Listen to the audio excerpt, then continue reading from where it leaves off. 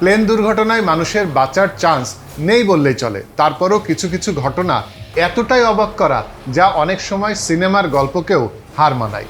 এমন একটা ঘটনা ঘটেছিল 1972 সালের 13ই অক্টোবর। 40 জন যাত্রী এবং 5 জন ক্রু নিয়ে উরুগুয়ের রাজধানী মন্টিভিডিও থেকে রওনা হয়েছিল chartered plane Uruguayan air force flight 571, গন্তব্য চিলির রাজধানী সান্তিয়াগো।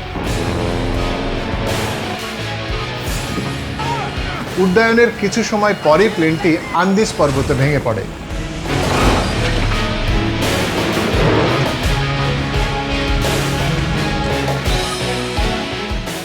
ভয়াবহ ওই দুর্ঘটনায় যারা বেঁচে গিয়েছিলেন তাদের উদ্ধার করা হয়েছিল 72 দিন পর।